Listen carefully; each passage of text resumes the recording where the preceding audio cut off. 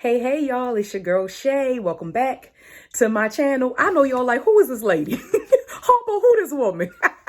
It's me. I'm in here. Look, I done took that hat off. I done took that ponytail off. I done took that wig off. And I done threw that to the side because it was time for my hair to get loved on. And shout out to my hairstylist and hair care expert, Miss Danielle Giddings, who is the owner and operator along with her daughter, Takara, of a Virtuous Touch hair salon. I will link the information below. They do blowouts like what you see with me right now. I am natural, but they also do chemically treated hair. They do custom coloring, braiding, and natural hairstyles. And guess what, y'all? They do facials. I know. I'm not at that point right now where I trust people in my face that long, but I cannot wait until all of that is over because I'm excited to get that facial done. Okay. All right, y'all. So brings us into our topic today, which is negative self-talk, because it's very important to take care of your whole self, So let's jump right into it. Oh, if you need to put me on pause, go get your notebook, go get your snack, go get you something nice to sip on. Do that. Do whatever you need to do to get comfortable so we can get into what we need to talk about today. All right. Negative self-talk. All right, let's talk about it. It is an inner dialogue you have with yourself that may be limiting your ability to believe in yourself and your own abilities and to reach your potential. Okay, so let's talk about that. So that negative self-talk, that dialogue that you have in your mind, and that dialogue that happens can come up with a whole story, right?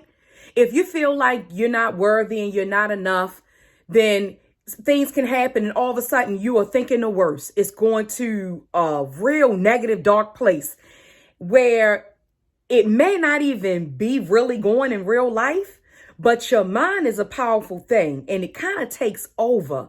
It can take over with that negative self-talk because it's just that dialogue that you're having with yourself.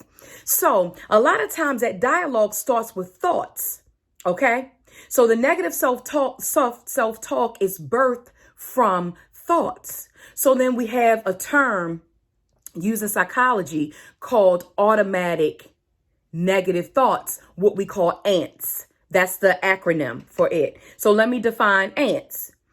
ANTs are the conscious or subconscious thoughts that occur in response to everyday events. These thoughts are irrational and self-defeating and may fuel social anxiety disorder. So this can get serious. Now, all of us have had some negative thoughts that we've had. We've had negative self-talk, but I want to really focus on from the smallest of things to the bigger of things. If things are getting hard for you in your mind and you're having this dialogue where your thoughts become suicidal or homicidal, I want you to seek professional help. I want you to call 911 and seek professional help. Okay. I'll also link some, the Psychology Today site down in the description box below if you need to find a therapist, because this is getting to be a problem where it's getting it's stopping you from even functioning well in everyday life, which it can get to that point. It can get to that point for some people. So if you already suffer from anxiety, this can also exacerbate it and take it over. It can take over. And I don't want that to occur. You do not have to suffer. You do not have to suffer. Okay, so I'll put the link below. And like I said, if you're feeling homicidal or suicidal, please call 911. Okay. Now, for other people where it's just kind of like it kind of gets in the way of you accomplishing your goals. It gets in the way of you performing well, whether you're being overcritical of yourself or whether you're doubting yourself. And I just really want us to talk about that today. Okay. So I want you to get your notebook, and in your notebook, I want you to dissect the negative thoughts. Okay. And dissect the negative thoughts. What ignites that negativity in you? So kind of going back to what is it? What started it? What ignites it in you? because this could be an indicator of what you're insecure about or what others judge you harshly on based on societal and cultural norms. Okay, so that's what I want you to think about. I want you to list some of those thoughts. And then in the same notebook, I want you to talk about the when, the where, and the how. Acknowledge when this thought started. Or when did this negative conversation, this negative self-talk with you started? What thoughts evoked that in you for you to have this negative conversation with yourself? Okay?